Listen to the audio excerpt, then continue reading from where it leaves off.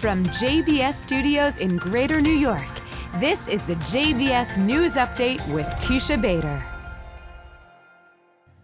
I'm Teisha Bader with the JBS News Update for Thursday, April the 29th, 2021.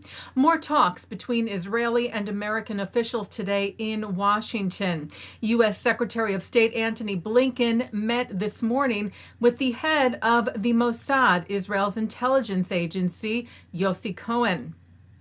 The talks presumably focusing on Iran, following similar talks yesterday between Israel's National Security Advisor, Meir Ben-Shabbat, as well as Israel's ambassador to the United States and to the United Nations, Gilad Erdan, meeting with U.S. National Security Advisor Jake Sullivan.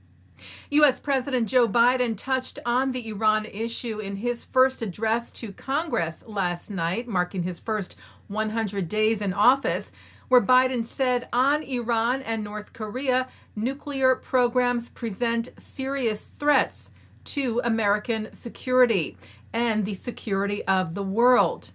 Biden said we're going to be working closely with our allies to address the threats posed by both of these countries through diplomacy as well as stern deterrence. Erdogan weighed in on the president's Iran comments last night, saying, "I think we can all be very, very encouraged that his commitment to preventing Iran from getting nuclear weapons was mentioned in his speech," adding there is a lot to be optimistic about. The Times of Israel reports that Erdogan also pointed out the differences between Israel and the U.S. in their stance regarding the U.S. considering re-entering the Iran deal, with Erdogan stressing after yesterday's meeting with Sullivan that Israel will not allow its security to be dependent on or bound by an international agreement that it is not a party to. But Erdogan said beyond that, all the cooperation activities, referring to the U.S., are continuing as usual, adding we agreed on the principle of transparency and not to surprise each other, and I think we are both keeping to it.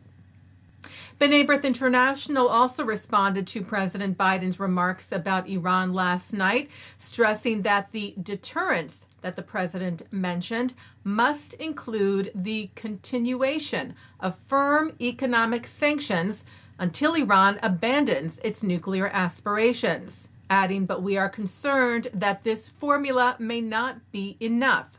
We remain skeptical," B'nai B'rith said, "of Iran's intentions."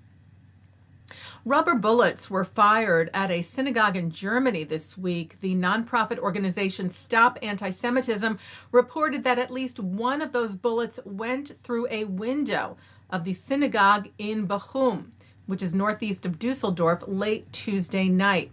Fortunately, the synagogue was empty at the time. No one was injured, and police are investigating.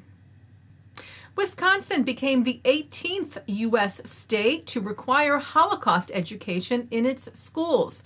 Governor Tony Evers signed Senate Bill 69 into law yesterday, requiring lessons about the Holocaust and other genocides to be incorporated into social studies education for Wisconsin students throughout grades 5 to 12.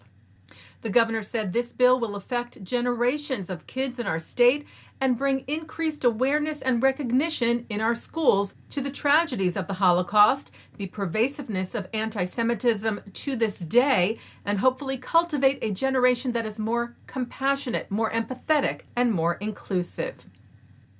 Well, the Jewish holiday of Lag Bomer begins this evening, marking the 33rd day of the counting of the Omer, the time period between Passover and Shavuot, which also commemorates the Bar Kokhba uprising against Roman rule in Judea in 132 to 135 CE, and remembers Rabbi Akiva and his students, including sage and mystic Rabbi Shimon Bar Yochai. Celebrations in Israel this year are going forward, however, in a limited and regulated capacity because of the coronavirus pandemic. Taking a look now at our programming for tonight on JBS for Thursday, April the 29th. At 7 o'clock, it's Talmud study looking at marriage, followed by legendary Hasidic singer Avraham Fried in concert at the Hampton Synagogue for Lag BaOmer.